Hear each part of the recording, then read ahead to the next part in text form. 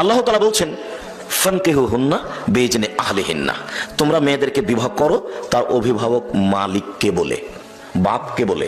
এটা আল্লাহর জোরালো আদেশ। এই আয়াতের ভিত্তিতে আমাদের নবী মুহাম্মদ সাল্লাল্লাহু আলাইহি সাল্লাম বলেছেন, আইয়ু ইমরাতিন নাকাহাত বিগাইরি ইজনি ওয়ালিহা, যে কোনো মেয়ে যদি বাপের অনুমতি ছাড়া বিবাহ বসে, ফানিকাহুহা বাতিল, ফানিকাহুহা বাতিল, ফানিকাহুহা বাতিল, ওই বিবাহ বাতিল, ওই বিবাহ বাতিল, ওই বিবাহ বাতিল, কোর্টের বিবাহ বাতিল। কিয়ামত পর্যন্ত সময় থাকলে কোনো মায়ের বেটা কথা এইভাবে উল্টে ধরতে পারবে না। যদি ধরে তাহলে বলবে যে আমাদের ফেকাতে লেখা আছে,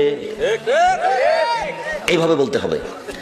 যে কোনো মেয়েকে যদি বলে এটা আমার বউ, দুইজন সাক্ষী, বিবাহ হয়ে গেছে, এটা লেখা আছে ফেকাতে।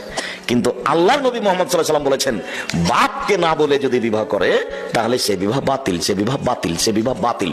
কথাটি আল্লাহর নবী 3 বার বলেছেন জোর দিয়ে। তবুও হুজুর বলছেন যে চলবে। কি করবেন? করেন, কিছু করার আছে? কোনো পথ নেই। যদি আপনার মেয়ে 7 ছেলের মা হয় তবে ওই বিবাহ হয়নি, আবার বিবাহ পড়াতেই হবে।